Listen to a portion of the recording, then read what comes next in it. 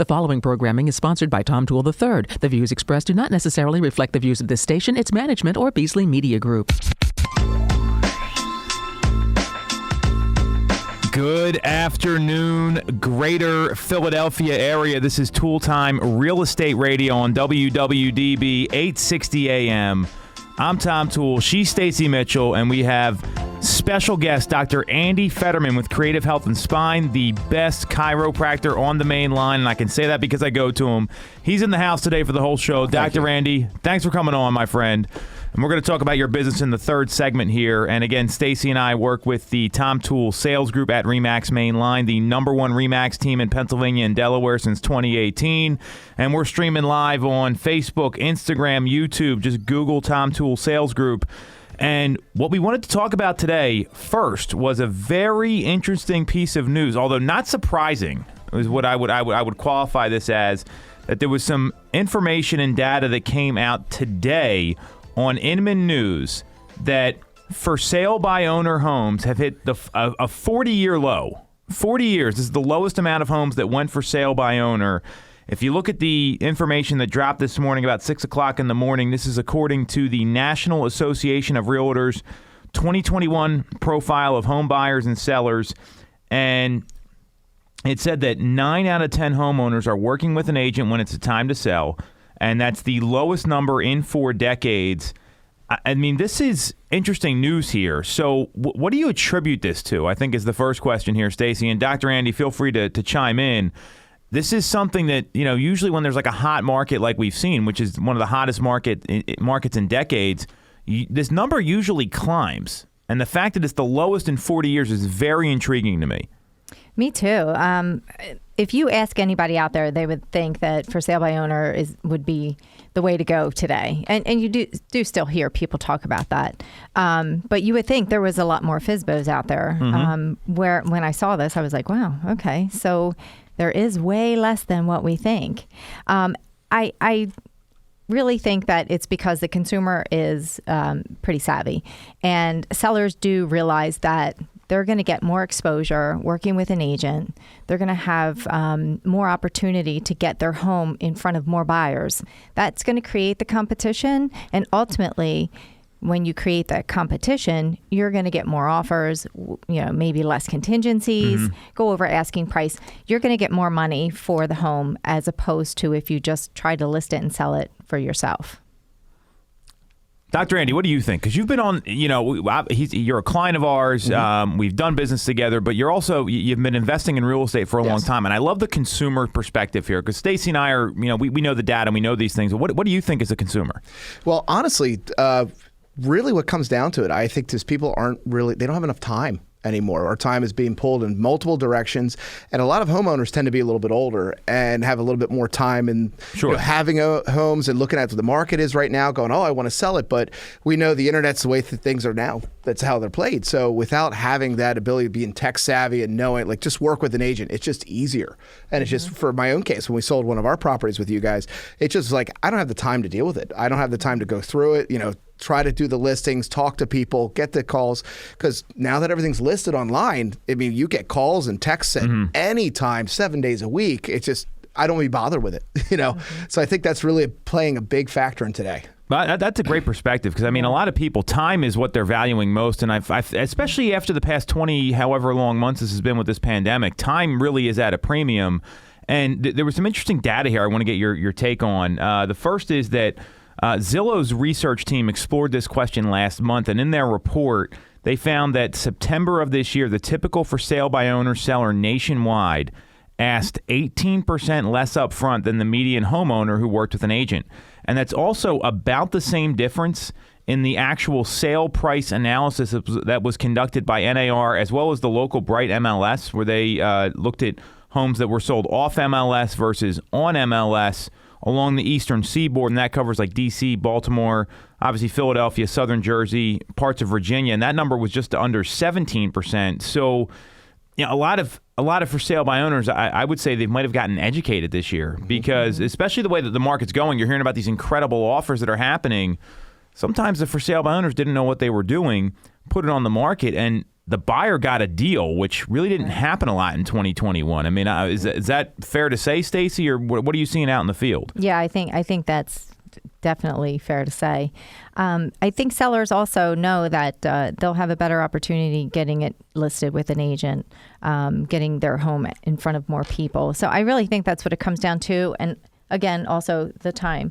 Plus, selling real estate, people think it's easy. But a deal can go sideways quickly. And if a seller is going to consult some type of professional in lieu of a realtor, then they're going to consult with an attorney, right? So those attorney fees can add up quickly depending on the situations that could arise. So if a seller doesn't feel comfortable negotiating contracts, reading contracts, then they're going to have to consult with an attorney. And again, real estate is complicated. So unless you feel super comfortable dealing with those types of transactions, then, which I don't think most sellers do. No. they start out thinking that they do, and then they realize, oh my gosh, this is really not as easy as I thought it was. So then they switch gears and they consult with real estate agents. But I found that to be the other thing in here that I found was that the FSBOs that were selling mostly to friends or family members. Great point. Yep. People that they knew already. And that's why it was for sale by owner in the first place. Right. So it wasn't necessarily that they were out on the free market selling to strangers or the general population, but the for sale by owners were actually going to people that they knew or friends. Mm-hmm. I'm going to take this one step further. Not only, and you're absolutely right there, they said less than 3% of people that went on their own sold to a friend or a family member. There's also way more discount broker referral networks out there. And this is something a lot of people aren't talking about. There's one in particular. I tested this myself. It's called List with Clever. I never even heard of these guys. So you put your information in.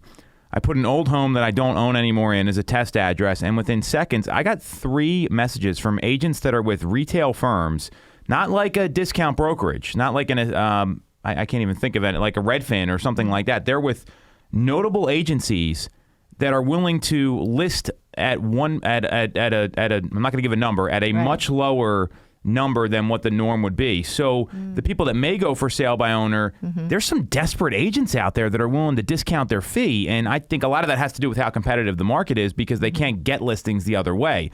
Are you seeing the same thing? Or I mean, this is something a lot of people don't talk about. Honestly, I haven't really been exposed to that type. Yeah. Mm-hmm. I mean, on occasion you've seen that where the buyer's agent compensation isn't included. Well, this isn't that, though. So I'm actually on this List with Clever site. So I'll quote what they say on their site because I don't want to talk about commissions here. It says list with a full-service agent for $3,000 or 1%. Okay. So, I mean, there's companies like this out there, and I don't think a lot of folks realize that. Yeah. And you can't track it until you get to the settlement table because that's the only time you actually see what the seller's agent's making. So that information is not public. So I have not seen that personally. I haven't run into that. Mm-hmm. Well, I think it's a small percentage, but you look at how small the percentage of for sale by owners are. Well, think about it. Should I pay 1 and get an agent, or should I pay a normal commission and get more? They may go that direction. I think that there's more and more of that of people that just can't list on their own and they can only compete on price. Mm-hmm. So that's probably another factor here that comes into this. But what I'm hearing is really consumers are a lot more educated is kind of the norm. So, Dr. Andy, I mean, you mentioned time, and I love that. I think that's really relevant. Stacey and I talk about time management constantly, right? Like, how do we get more time back? I'm sure you do too. You're in business for yourself, so your life is probably not that different than ours, except what you're doing in terms of professionally. So, as a consumer, you value time, but also, I'm imagining there's another component here. Are you looking for expert knowledge, or talk a little bit about that? Absolutely, with the expert knowledge, when it comes down to it, I don't want to go there and do I go for fun and go on Zillow and Redfin and Realtor.com and look at properties and do that? But I'd rather have an agent to work with because then I can go ahead and say, this is my buying parameters. This is what I'm looking for. This is my price range. This is the square footage. This is locations. And then have someone just going in there and trying to find exactly what I'm looking for because it's fun and neat to look at real estate. It's exciting for a lot of people that are trying to buy or invest. But it comes down to, it's like, do I want to look at 50 properties or I want to look at 3 that I'm going to buy? I'd rather take 3 and go, okay, well, it took me 2 hours to go to 3. It's going to take me 20, 30 hours to look at 50. And there might be things about it, like I'm looking for, we got into short-term rentals and vacation rentals. Certain areas don't allow it. So I'd rather work with an experienced agent. So instead of going to get my hopes up, like that house is perfect, look at it, it's beautiful, they don't allow it. Right. So, and that house still sells because people aren't doing their research and they're jumping on and doing the Zillow and not working with anyone and going, I'm thinking the same thing, but if I don't have a proper agent, they're buying it and going, uh-oh, now I'm stuck in a house that I either have to rent long term or I have to go and pay the mortgage and just use it and then have to maybe unload it 6 months later, which you see a lot of those that are going to the market, selling, buying and selling again because they're not dealing with that. And I don't want to deal with that hassle. As a consumer, I want an experienced agent to work with that. They know exactly what I'm doing. They're making sure that they're valuing my time as much as theirs. And they're able to find the exact properties I'm looking for so that I can keep going for the next one and the next one and doing it efficiently. Right. That's a great point because, there's so many people out there, they don't value their time enough. And it is a pain. Imagine like scheduling all the showings yourself. Dealing with the people that you have to qualify every buyer that comes in because your agent's not doing it, marketing the property the right way, and like manually uploading all these photos and doing all these things. So there is a lot involved there. And it looks like the majority of the sellers, 4% of them sold to someone they knew without going through an agent, and 3% only sold to a stranger. So I think the number's even smaller than what it looks like. So last question here, and then we'll take a break, and we're going to come back and go over the biggest stories of 2020 in real estate. Stacey, someone who comes to you and you're thinking about, they're talking about selling their home, and they say, well, I'm thinking about going by owner or I'm thinking about listing with an agent. What's the difference? In a couple, like how would you explain that to them? Because this is always the big question that people get. And it's not an objection. It's, hey, like I got some questions. I need to figure this out if I'm going to do business with you. So how would you position that? Well, first of all, I'd ask them why they're considering selling by themselves to see where their head is as far as how they think it's going to be easy or difficult or what their plan is. And then I would ask them if we could set up a time to sit down and I could go over exactly what we could provide to them as far as everything that we do from start to finish, handling their transaction, representing their property, showing the marketing plan, and actually presenting to them why we're going to be able to get more money for them ultimately than if they were to list it and sell it themselves.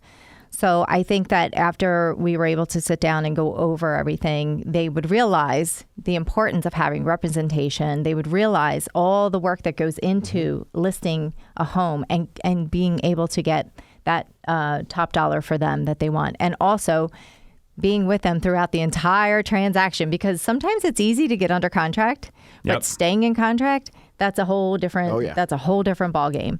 So to have that representation from start to finish is invaluable also. So I think I would be able to state my case, have them understand the importance of it, and ultimately get them to sign and list with me. Well, I have no doubt you have the skill set, for the record. And also with an experienced agent. I worked with Tom and one of his agents prior to buy my primary residence where my wife and my daughter and dog live. And we got a house. The pictures on it were horrible. Yep. They were from an old cell phone. They didn't show the house right. Yes, it needed some work, so we did some rehab. But it was just like the house sat on the market in an area where we live on the main line. That house shouldn't have sat there for more than a few weeks. It was there for a year and a half. Wow. Year and a half. And we got it for, I think, 125 under asking and I probably could even got a little bit lower, but I'm like, look, let's just get the house because the potential's there, and the agent totally screwed it up. So not even just representation, but the proper representation is a major player when it comes to selling a house. It's a great point. And the fact that you're through that and you can identify it, it's so critical. And I always liken this, and then we'll kind of cut it here, is like, you go to the doctor, right? You're a doctor. You don't go to the doctor, get their advice, and then try to perform the surgery yourself. Like, that's not going to go well. When you get on a plane, you don't try to fly the plane yourself. You rely on the pilot to do that. And while, sure, it can be done, and I don't think there's any doubt people can sell on their own, are you going to get the best result? And that's what both of you said here, and obviously the data demonstrates that. And this is the first time in a long time we've had such clear data. It used to be like, oh, well, that's not true. Yeah. Show me the numbers. Well, the data is so transparent now that the answer's right there. So no surprise in my view, especially what's going on in the market, but interesting to see. And I would imagine this trend continues. I totally agree. And it's especially interesting because it's such a seller's market that in an amazing seller's market that the FSBOs are this low. So that's what's really interesting to me. I definitely think the trend is going to continue. Yeah. I do too. I mean, it seems to me like with technology, it's going faster and faster. And the normal homeowner that wants to sell their house, they really don't know what, like I said, besides seeing the commercials and jumping on Zillow themselves, it's like, well, I could do that. It's like, can you really?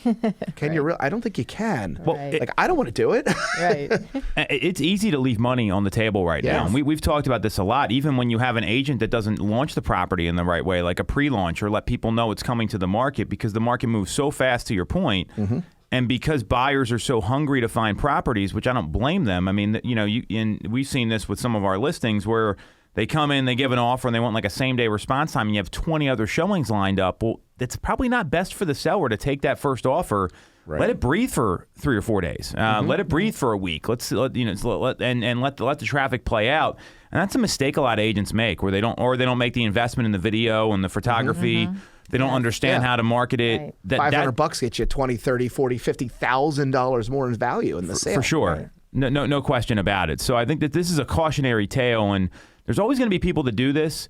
The fact that the number's so low, I'm clear it's going to continue. It sounds like we all agree. So what we're going to do on that note, we're going to take a quick break. We're going to come back. We're going to talk about the biggest real estate stories of 2021, what that means as we head into 2022. This is Toole Time Real Estate Radio on WWDB 860 AM.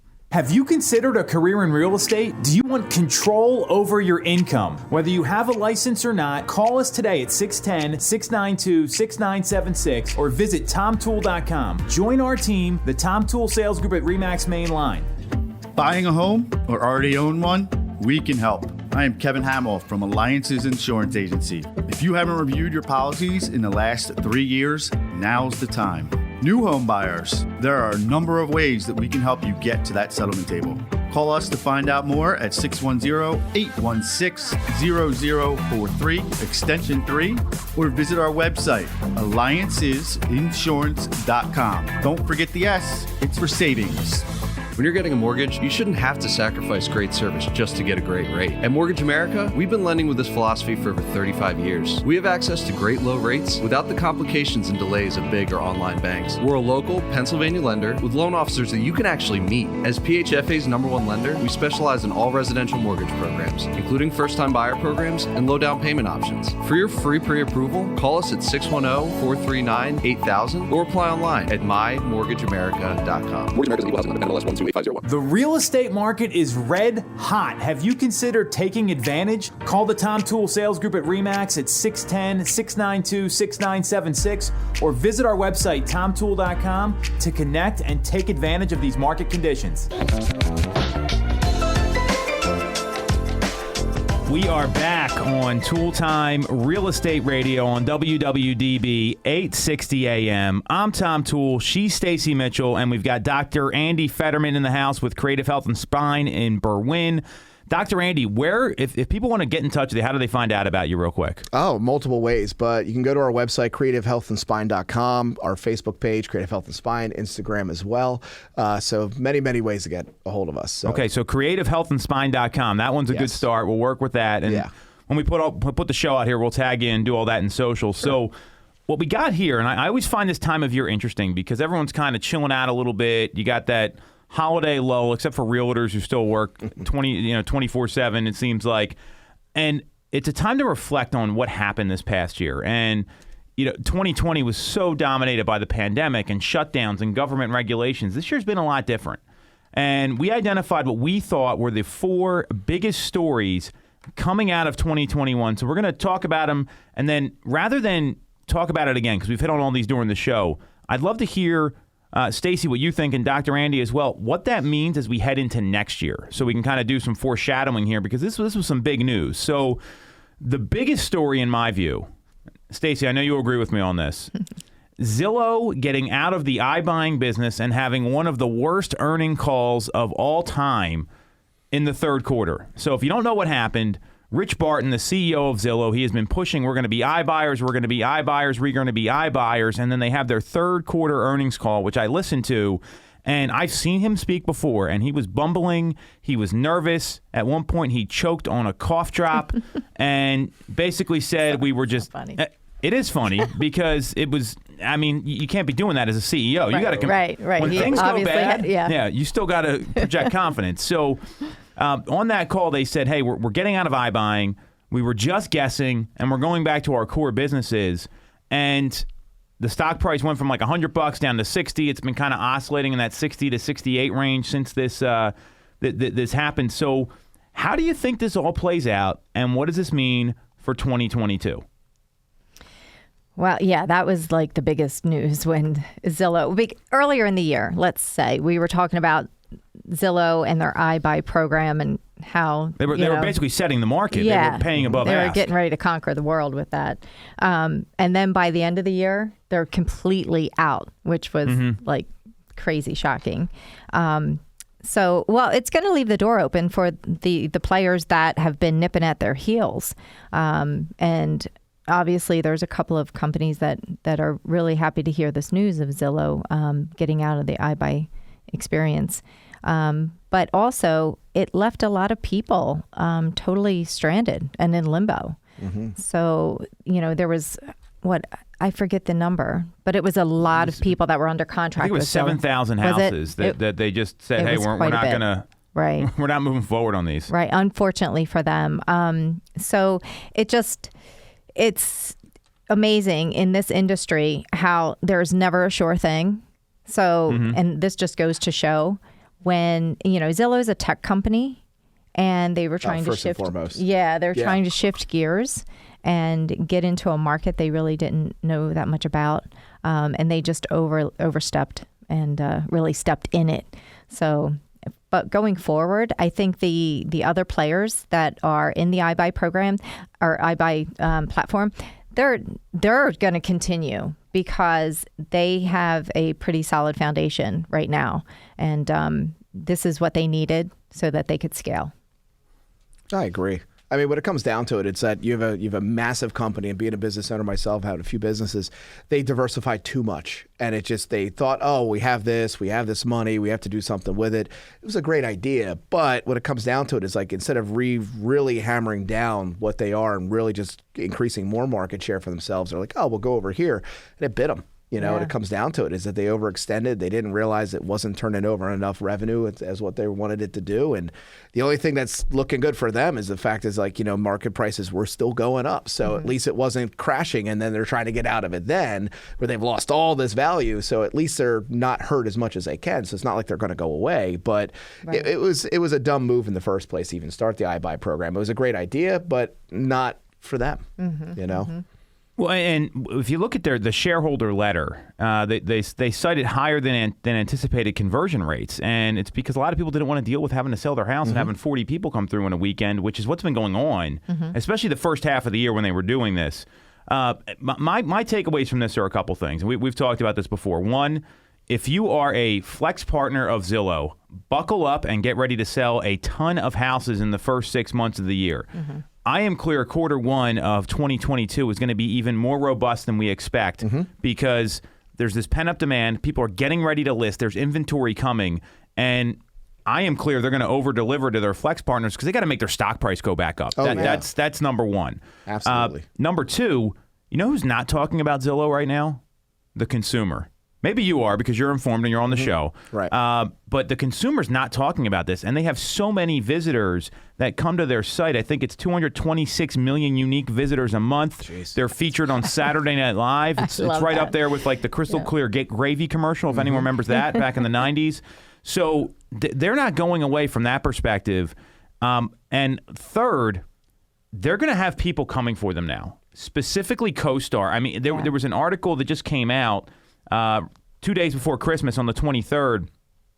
Andy Florence, CEO of CoStar, said, Zillow's no longer a relevant player. We have done $1 million of market research in the last couple months, and we found that Zillow is not the leader in the space. Zillow is actually not used by many home buyers. I don't agree with that. Wow. Number one. What kind of market research did they do to get that? Yeah. I mean, look, I think you can make stats say whatever you want, right? Of course. And then he goes on to say, we're about attracting the home buyers, not the voyeur checking out the inside of their Tinder date's house, which debatable if you can do that. He's got that's all about that Saturday Night Live commercial, though. Right. That's what he's talking about there. And obviously, he called the iBuying program a flop, which I'm sure a lot of people would agree with.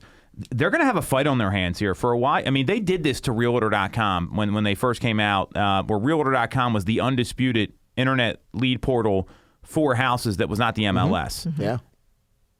CoStar's coming for him. I mean, I would be watching out for CoStar if I was them, and CoStar is going to make some jump into the space here, similar to what Zillow does. So that's what I think is going to happen over the next 12 months. I definitely think CoStar's coming after him. They have been. Well, I mean, they said it here. Yeah, I mean, it's, exactly. And to say Zillow is no longer a relevant player, ooh, Yeah, that's pretty harsh. That's a shot across but the bow. Zillow is not going anywhere. Zillow is the brand. It's kind of like Band-Aid. Like Band-Aid is the brand of a bandage, but they're not going anywhere. Yeah. There's many other bandages, but they're not going anywhere. Absolutely, man. So yeah, Zillow is not out of this by any stretch. No. They're gonna sit back, lick their wounds, take some punches, but they're not going anywhere. But CoStar, yeah, they are going someplace. They're definitely going to expand, and they're going to try to trounce and take over Zillow. But that's what companies do. You always have to have, somebody to chase. That's the truth. Rich Barton said a couple years ago at the T3 conference that you have to embrace a startup mentality, and they better really do that now at Zillow, because if they don't, they're going to get overtaken. It's the companies that, it's the companies that make that jump from good to great, right? They always have they're constantly trying to get better. They're constantly trying to edge it up 1 degree a day. I hope they're doing that right now at Zillow for their sake. I mean, and at the same time, CoStar's still going to be new to the game. So Zillow does have that consumer notoriety because nobody was talking about this unless you listen to our show or you follow us or do those sort of things. So I don't see them going anywhere. And if you're a Flex partner, buckle up. I mean, that's, that to me is the exciting part here, because obviously we are Flex partners. We're very clear about that. So, that's going to be something that we'll know how that plays out in the first quarter. So that's biggest story number one. Is that fair to rate that number one, Stacey? Yeah, that's definitely, sure. That is definitely number one. Okay, so we got 3 others here. Which one would you place as second? Let's see. Well, I don't know. I think that DOJ NAR dispute is pretty big, but not many people would know about it. But I think that big for the industry. Big for the industry, in the sense that there was an agreement in place, and basically the Department of Justice just totally, just retracted it. So to give some perspective, there's a lawsuit that's around antitrust with NAR, that the commissions are fixed and it's a monopoly and blah blah blah. That's kind of the short of it. So there was a negotiated settlement between NAR and DOJ where they asked the NAR to do a couple things, which they already started implementing. And then after the new administration got elected, all of a sudden they said, you know what, we changed our mind, which is unprecedented. Yeah. What this tells me, and I think this is a big deal for the people that don't know, is that realtors are really under scrutiny right now. And it actually ties into another story here. So why don't we group these together? The divide between actual professionals and hacks in the industry. And when I say hacks, I'm talking about like the guy who got their online doctor's degree, to give Dr. Andy some perspective, right? Like you went to, you got a certificate, and then next thing you know, you're doing like a life coach when it comes to counseling and that kind of thing. Yeah, a weekend seminar, and now you're good to go. The person that just gets in the business and kind of shows up, falls into some sales, and there's a huge divide here. And what I'm clear is going to come from this is that the real estate industry is going to be more transparent than ever in 2022. Buyers are going to be hyper aware if what their agents are getting paid, how they're getting paid, who's paying it, because realtors still sit there and say, oh, it's free to use a buyer's agent, even though it's not. Someone's paying that fee. And that was one of the items in the settlement with NAR DOJ. So if you're a real estate agent in 2022, you better be able to understand the process, give a presentation, explain why someone should use you versus going at it on your own, kind of what we talked about in the last segment, because people are going to be hyper aware. This is going to do is bring more light to the industry. I agree. And I think, the consumer is more aware because, again, we get back to they want somebody who's going to be able to represent them throughout the entire process. So the hacks that are out there, some of them have no idea how to even write a contract. You've seen these contracts come over. They don't know how to write a contract. Yeah. And then when they get them, we have to say, well, these 18 things are wrong. Maybe not 18, but these 7 things are wrong. Right. You know, did you leave this blank by accident? Like, I mean, it's things that could jeopardize someone's financial well-being. You know, like missing an inspection or not checking the elected box on the mortgage contingency. Mm-hmm. So, I mean, these are critical mistakes that has huge financial implications on the consumer. Absolutely. And we see it. We see it come through. So as an agent on the other side of those bad hack agents, when I look at a contract that comes in that's missing those 7 things, very important things, I think to myself, and this is the start of the relationship. Mm-hmm. And how do you think that's going to go? And I do feel bad for the consumer on the other side, because I know that they're in the hands of someone that have very little experience, or they don't have the backing of someone that can give them sound advice. So to me, I think that weeding out the hacks, it's going to take time, but you have to, for the consumer, you have to do your due diligence. You have to interview agents. You have to ask questions. Mm-hmm. Very much so. Right. So, and I think the consumer is pretty savvy. They are getting more savvy because, I mean, like I said, they're looking online and they can do a quick, what questions to ask a new real estate agent, like, and look at what their numbers and their metrics. Mm-hmm. And the good agents are like, hey, they're already coming to the table with that. If I have someone looking to work with me, I'm like, hey, what do you got? What are you bringing to the table? Well, I've done 35 deals in these markets. This is where it is.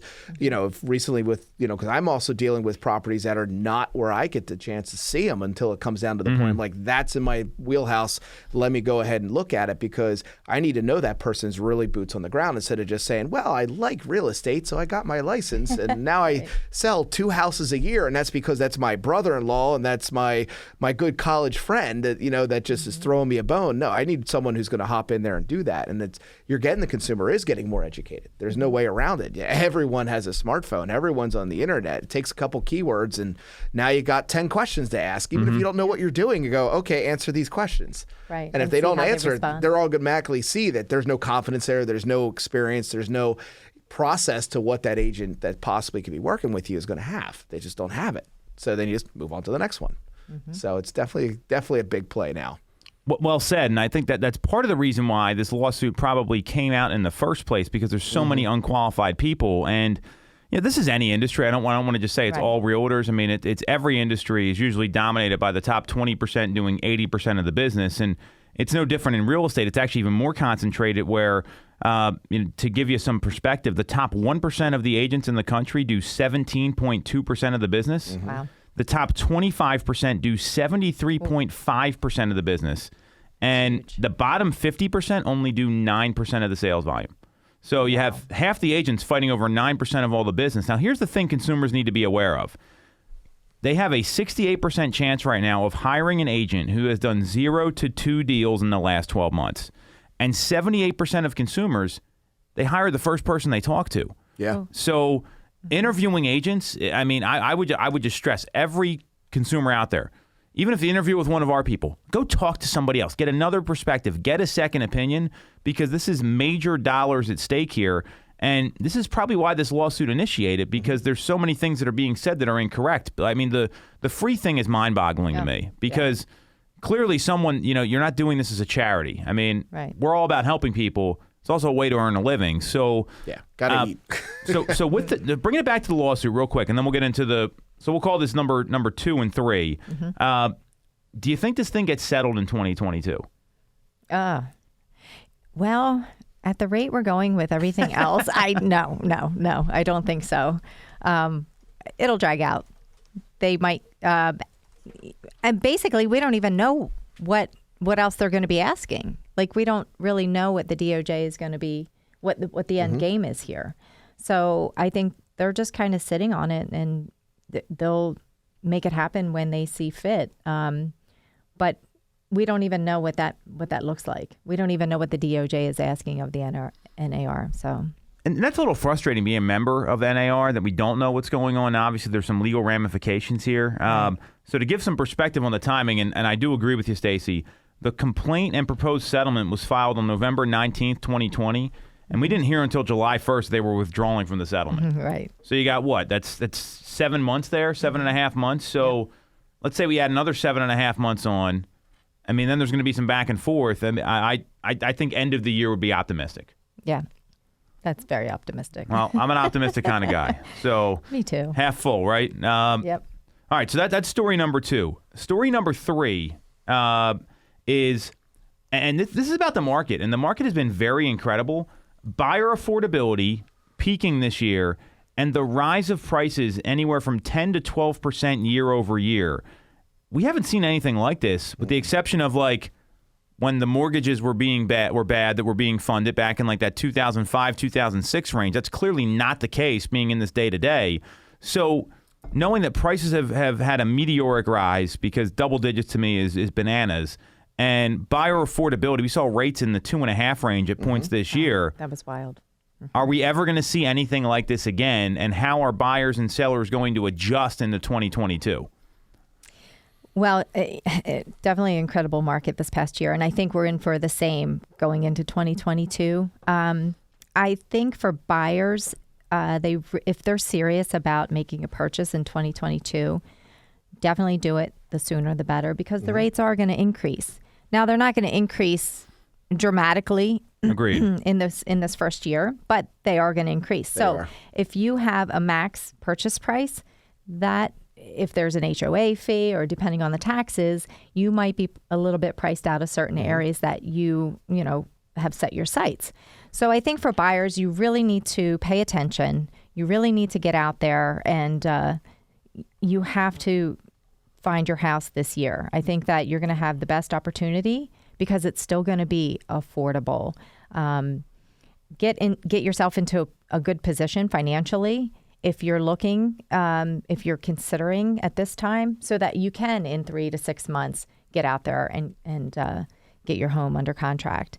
But I think it is a concern. You do hear about buyers not being able to find the home that they're looking for. But I think with some adjustments and being a little bit open-minded and searching in different areas, it's there. And get with an agent that can help you with that. I think that buyers will have success. But even the rents are going up. So what I say to buyers are you willing to continue to pay somebody else's mortgage? And your rent is going to increase year over year. Whereas if you get into your home, you get under contract, you purchase that home, your mortgage payment is going to stay the same. So to me, it makes more sense because you're building wealth. That's where you have to start. It's a stepping stone. So you have to get into the market and you have to get a house. I fully agree, because what I look at it from an investment standpoint, or even primary home, the money's cheap and it's not going to get cheaper. And the Fed's already talked about 3 interest rates this year. And like I said, it's not going to double and triple, but it's going to be enough to smooth it out a little bit. So it's not going to be as crazy. And inventory is going to hit at the same time. So either jump on the first quarter or two or not. I mean, then you're going to maybe miss out. Like I said, everything's going to go up in price. It already has been. And again, you lock in that 30-year fix, that's the same. Even if your house doesn't even appreciate in value, you're getting more for your money every year, because inflation right now, as they said, last month was almost 7%. Yep. Yeah. Well, if you can borrow at 3.5, even if you've got like modest credit, really good credit under 3, you win every year. Why would you want to keep renting? I understand there's always reasons to rent, because you may be transient in your work. You might not be in the right place. Different situation, yeah. Absolutely. But if you were thinking about buying, you got to jump on it now. Like, I'm looking for another property right now. We closed on one back in October in a vacation area. We're looking again because we know it's cheaper now than it will be at the end of the next year. So I'm looking, next week's going to be a happy day for me to be playing. Just look at it and say, hey, look, let's do it now before they even jump it up 0.5%. Like you said, you jump 1%. That prices you out of a $50,000 difference in price on a house for a 30-year fixed. Now you're not getting that house you want because you just dragged your feet instead of just saying, let's just do it. Extend it a little bit now if you can. Save a little bit of extra money. Change how you spend your money, even in the short term, just to get into it, because you want that house in 6 months, end of the year. It's going to cost you a lot more and you won't get it. And that's how I look at it, even with the properties I'm looking at. It's like, just jump on it now, stretch a little. Don't go nuts and buy something you can't afford, but, stretch a little more than you might feel comfortable with, because it's going to pay off for you even just 3-4 years down the road. Saying what you might be making and any kind of cost of living increases, you'll be fine with that. You're going to price into that, and that price is staying the same while everything's going up. Exactly. I just don't see the market ever. This was like the perfect storm. Oh, and absolutely. There were some bad things that happened that created this. The pandemic was obviously a catalyst. Mm-hmm. Then the state got shut down, right? And that caused all this pent-up demand to happen, and also injected a lot of fear into the marketplace with the pandemic. I mean, whether safety was the biggest concern ever in 2020. Then the market opened back up. And then some people, they're just like, hey, you know what? We're not ready yet. We don't want to leave yet. We actually value our home more than we thought we would, because we're spending so much time here. Yeah, a lot of home improvement projects. Yeah, and now that things are kind of returning to normal, you got the people that are like, wow, my place is too small. I'm sick of it. I need to move. Mm-hmm. And the folks that are like, well, this is a little too much maintenance now. Maybe it is time to downsize. That's why I'm clear. This first quarter is going to be one of the biggest winter markets ever, bigger than last year, because of all these things happening, because rates haven't gone up too much yet. No. And people are concerned about it. So everything you said is spot on. So like I said, buckle up for Q1 is kind of the advice I have for realtors and for buyers and sellers. I mean, if you're thinking about buying or selling, I'd be like meeting with agents like today, tomorrow, before the new year, because there's other people that are doing it, as documented by the Realtor.com survey, that 65% of everyone that wants to sell this year is planning on doing it in the winter. So that's a bigger number than I've ever seen. Yeah. And I think what you're going to see as well is the home improvements that happened over that time that people were hunkered down. You're going to get some nice looking houses that wasn't redone in the kitchen, and they were there and they were stuck in there going like, I don't like my bathroom. Pretty much. And now you got a new bathroom. So there's going to be some stuff coming to the inventory that's going to look really nice. That it's like, for myself, I don't want to buy fixer-uppers for investments, because I'm not that type of an investor. So I'm going to get to see houses that are in much better shape than the ones that are just people plopping it on the market going, well, I'll get this even though it needs $80,000 worth of work because it's such a good market to sell. I think when that's going to happen, that's going to push those houses back down, because the nicer ones are going to be like, hey, well, you can buy it for this with this nice house that's all redone and you just turnkey right in. So it's going to be a really wild time coming to Q1. Totally agree. So that's our biggest stories of 2021. And if you're interested in more knowledge like this on a daily basis and you're thinking about getting into real estate, not sure about getting your license, check out our real estate scholarship program. It's realestatescholarshipprogram.com. Has all the details there. We're going to take a quick break. We're going to come back. We're going to talk about Creative Health and Spine. Dr. Andy Fetterman, talk about his business, what they offer. A lot of great stuff here. This is Toole Time, Real Estate Radio on WWDB 860 AM. Have you considered a career in real estate? Do you want control over your income? Whether you have a license or not, call us today at 610-692-6976 or visit TomToole.com. Join our team, the Tom Toole Sales Group at RE/MAX Main Line. When you're getting a mortgage, you shouldn't have to sacrifice great service just to get a great rate. At Mortgage America, we've been lending with this philosophy for over 35 years. We have access to great low rates without the complications and delays of big or online banks. We're a local Pennsylvania lender with loan officers that you can actually meet. As PHFA's #1 lender, we specialize in all residential mortgage programs, including first-time buyer programs and low down payment options. For your free pre-approval, call us at 610-439-8000 or apply online at mymortgageamerica.com. Mortgage America's equal housing lender, NMLS 1285001. Buying a home or already own one? We can help. I am Kevin Hamill from Alliances Insurance Agency. If you haven't reviewed your policies in the last 3 years, now's the time. New home buyers, there are a number of ways that we can help you get to that settlement table. Call us to find out more at 610-816-0043, extension 3, or visit our website, alliancesinsurance.com. Don't forget the S, it's for savings. The real estate market is red hot. Have you considered taking advantage? Call the Tom Toole Sales Group at RE/MAX at 610-692-6976 or visit our website, TomToole.com, to connect and take advantage of these market conditions. All right. This is Toole Time, Real Estate Radio on WWDB 860 AM. One of my favorite segments that we do is highlighting local businesses. So we're here with Dr. Andy Fetterman from Creative Health and Spine. Again, it's myself, Stacey Mitchell. We both work with the Tom Toole Sales Group at RE/MAX Mainline, the #1 RE/MAX team since 2018 in Pennsylvania and in Delaware. And we're streaming live on Instagram, Facebook, and YouTube. I think I got it all, Gabe, right? So just making sure. So we got Dr. Andy Fetterman here from Creative Health and Spine in Berwyn. And we've known each other for a few years now. Yeah. So Dr. Andy, tell us about your practice, because it's not your typical chiropractic practice, in my view, which is one of the great things about your business, that it's very versatile. And explain who you are and all that. Well, thanks, Tom Stacey, for having me on the show today. I really appreciate it. We are located in Berwyn, 15 years in practice next year. So actually next month. So a few weeks away from our 15th anniversary. Feels like I got out of school last week. Yeah, we're not a typical practice in any way. We really would have to say that we really focus on a lot of the hard cases. It's not, we'll treat people with neck pain, back pain, headaches, the typical stuff you see a chiropractor for, without drugs or surgery, as the line goes, but really focus on patients that have neuropathy, peripheral neuropathy, a lot of diabetic patients, working with diets. We work with a lot of disc and herniated disc, bulging disc, nerve pain issues, a lot of chronic issues and degenerative issues that most doctors, might have some trouble with, or patients have come to us going like, hey, we've tried the conventional routes and we're not getting the results we want, or we're nowhere where we want to be, so we wanted to come try something different. So we've helped patients deal with, avoid major surgeries like knee replacements, major back surgeries, and really help those types of people that are needing to make a bigger change than just, oh, this hurts, and we work with them too, don't get me wrong. But we really are passionate about helping people really find a personalized way to their health care. Wow, I love that.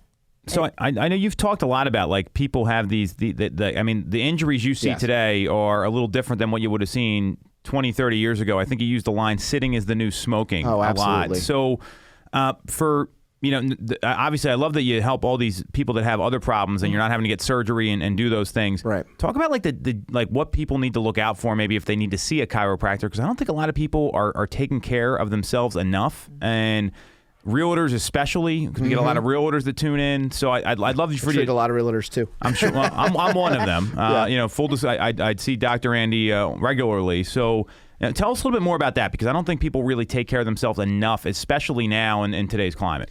Well, to be honest, what happens, it's the day in and day out of your lifestyle. That's what really causes the most problems. Like I said, sitting is this new smoking. You're not moving around. Our lives have become sedentary. How we make money, how we spend the majority of our day is either sitting in front of a computer, a laptop, sitting in a car, at an office. I mean, one thing that's been a little bit nicer with the pandemic is people have had a little more mobility, but at the same time worse, because they're working from home now. They're sitting on the couch. I have patients coming in because they've been working on their laptop in Indian style on their bed for 4 hours straight. So posture, all these things in our lifestyles are really causing a lot of these issues to occur so much earlier on in life. I mean, it's not uncommon to have a kid coming in who's having, Mommy, I'm having back pain. They're 8 years old and they have the posture of an 80-year-old because they've grown up with tablets and phones, and just even from a biomechanical standpoint. We're not even going to, we can also get into nutrition and metabolics. We don't eat really well as we used to. We're not eating a lot of on-the-go foods and quick prep and processed and high fat, high sugar, high salt type foods that cause stress into our bodies and help us, well, not help us, but kind of make you break down a little bit more and kind of, do the wrong things to what we want to have happen with our body. So when we have patients coming in, we look at all these different aspects of what your lifestyle is like. We try to make this, let me give you a couple tips here and there to change up, changing your pillow, your workstation, your stress levels. All these things play in a factor that you don't notice it on a daily basis until it is a problem. So it's one of those things that happens below the surface for a majority of people. And we're brought up in a mindset that pain is a problem. No pain, I'm healthy, I'm good. It's not the case. It really isn't. And looking at it from a different perspective to take care of yourself from the get-go and maintain that care, that's the huge thing. And that's where you get to live that healthy, happy, vibrant life. No pain, feeling good, having great relationships, just being happy going to work and not feeling exhausted every day. Like those things that people, as they get older, think, oh, I'm 40 now, I should have pain. That's not normal. Like, it's just not. So we try to educate as much as just, oh, lay on the table, let's fix you. It's like, well, we want to do more than that. Let's give you the tools you need to live a better lifestyle and overall just improve your quality of life.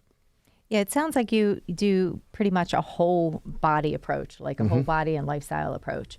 Yes. Which a lot of places don't really address those other outliers, which are so important because it is everything, like you were just saying.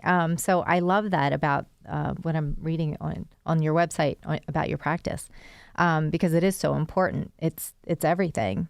And for you to go the extra mile and treat the hard cases, that's even more impressive. So if you can rule out or help mitigate causes that potentially leads to surgery.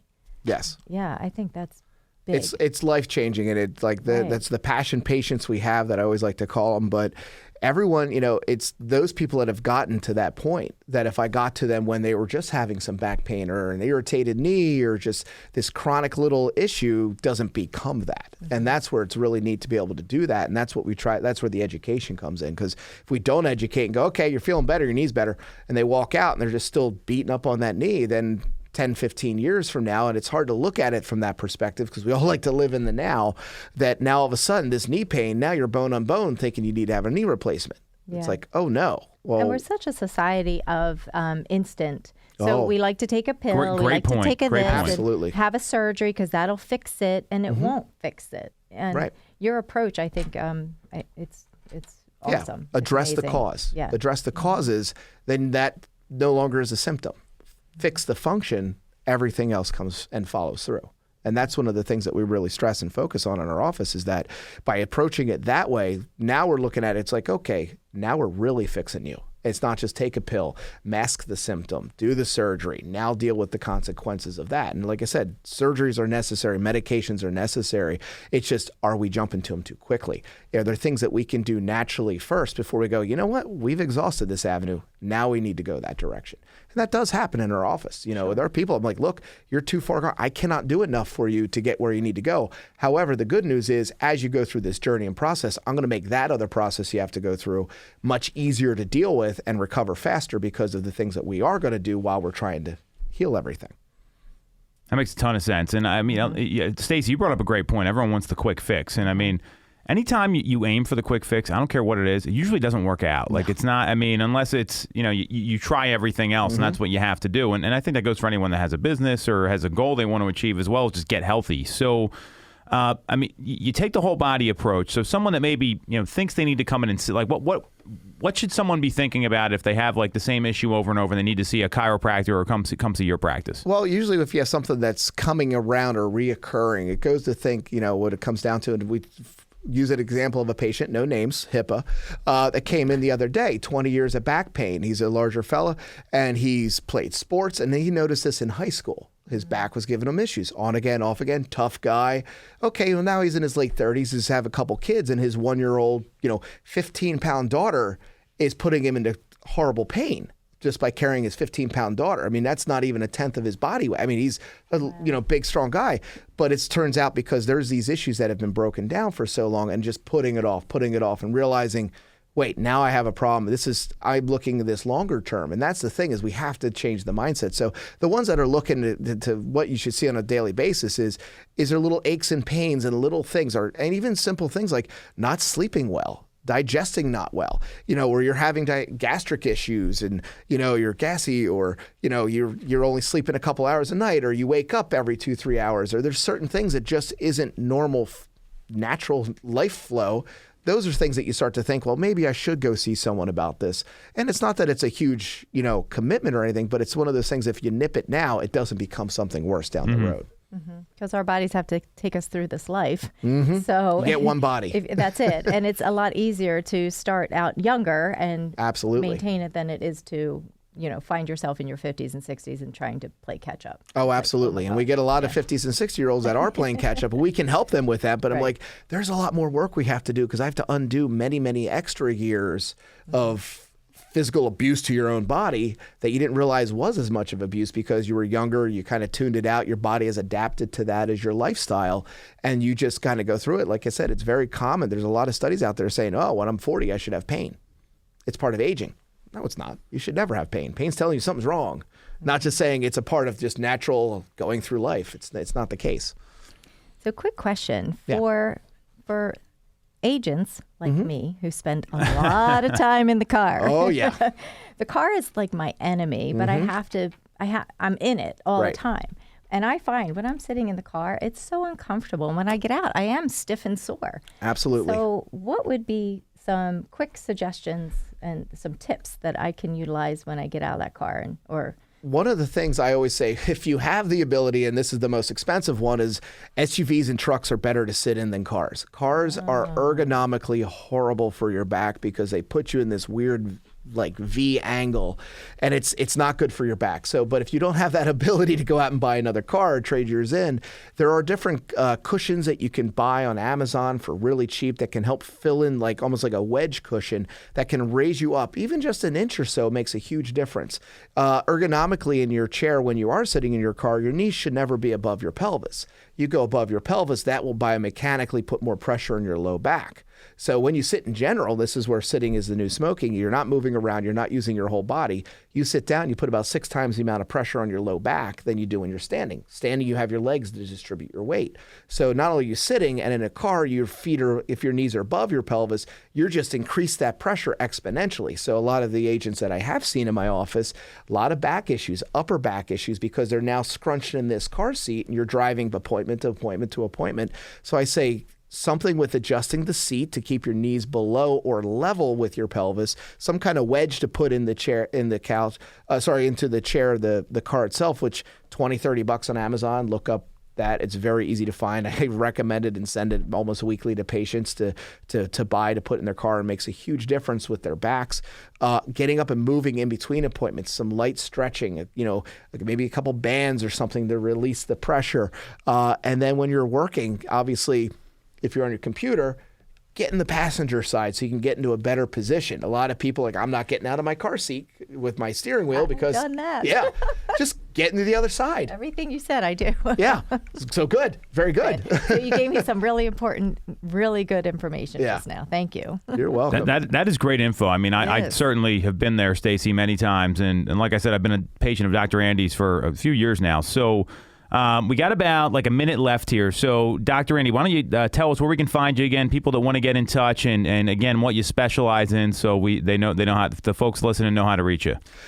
Creative Health and Spine. We're located right in Berwyn on Lancaster Avenue, so very easy to find.